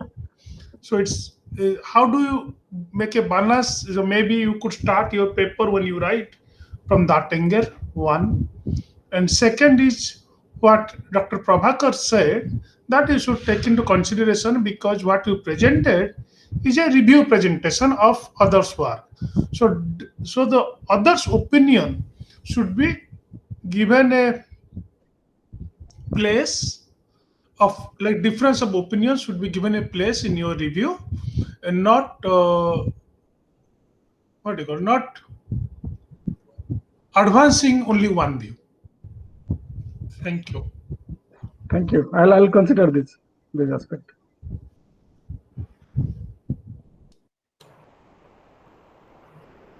Hi, Tosha. Hello, sir. Hi, how are you? Yeah, it was a good talk. Good to see you. Yeah, so I was just wondering, I mean, I think this is the same kind of question with Alino's presentation, although in this case it's more difficult because people really don't have the local people, because this is so far in the past. Local people, I don't know, they might not have a memory of such things, but how is it possible, do you think, to create connections with I mean, local people and these burial sites, that are close to their land, so they could, they have some relationship to them? Because I think without that, it's very difficult to expect any kind of maintenance unless the government dispossesses them, or makes it some kind of national property, which is, which local people have no control over. So, I mean, I know you mentioned some popularization things, but I think, there's problems with that, like making it too popular culture. So what about, like, I don't know. So this might be something, an ethno-archaeological question or something like that. Yeah. Really a very crucial question. So how the locals could be part of this? I'm just that because the Harappan burials are actually they're actually predecessor of several culture, for example, like several historical communities. So there is actually important question. Yes, that there is no connection because there are thousands of years old burials, so no one really bothers it. But there is certainly there is a historical value to this burial. So there is a history attached to the burial. I mean to say that Harappa is, I think almost everyone knows it. What is Harappa? The second thing could be, I think, the economic development. If this some developmental phases thing can become, and so that government can only initiate it, or the popularization method can work. But yeah, it's very difficult to convince the person who is actually having his land. Yeah, it's true. This actually need to be worked out properly. I really don't know this.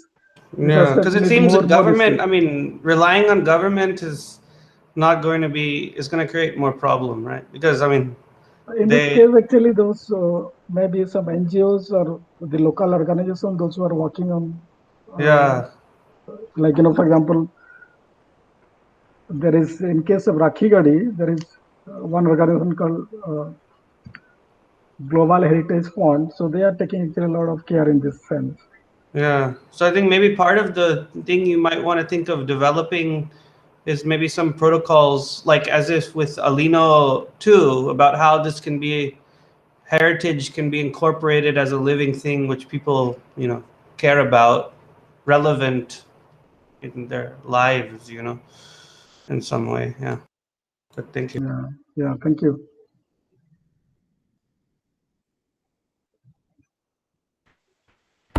Are there any more questions or comments?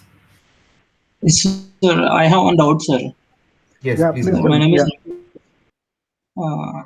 Sir, that buried system in any male and female and buried and differences, sir. Any buried like. Yeah, there are differences because yes, see, the female burials, okay, they are found with, for example, finding of the personal, item like mirror, or sometimes you find the female burial wearing a necklace, or you'll find even the female burial wearing a bangle, shell bangle in some of the cases. So easily you can recognize, those are female burial. But beside this, if you do the scientific analysis, for example, there are certain features that will tell you of a male and female. So from that, you can get to know whether it's a male boreal or it's a female boreal. Is it clear? Yes, sir. Yes, sir. Sir, maybe I mean skeleton is not there. There you will only find out that only skull. Then what you do, sir? Yeah, there is. That's what I said. See the the biological anthropologist will tell you, because there are different features. The male the skeleton is different. The female skeleton is different. I'll just give you an example. I'm not an expert on this, but let me tell you. If you look at the forehead of the skull of the male, the female one would be they're more flat. Okay. So Yes, sir. there are different ways. Even if you do the DNA analysis, it can be get to know. So the expert, those who are working on that, they can tell you very easily. Yes, sir. I have interest, sir, about that one. Yeah, it's very interesting. Yes, sir. Thank you so much, sir. Good topic, sir. Thank you.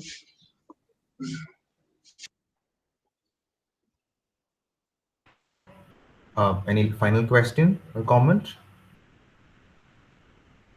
If not, we shall conclude this session. I would like to thank both the speakers, Dr. Alino and Dr. Tosa, for their talks. And thanks, Maithili and Ohana, for being the discussants. And thank you all for coming. The next talk of the HSGSS series will be held tomorrow, actually, which is like a pre-scheduled talk, which is on caste, stigma, and agency by Arvind Kumar. So this is at 4 o'clock. We'll be sending a reminder. So I hope to see most of you there as well. So once again, thank you all for coming. Yeah. Bye-bye. Thank you, Isaac. Thank you, everyone. Sir, Padhan, sir, can you send your mail, sir?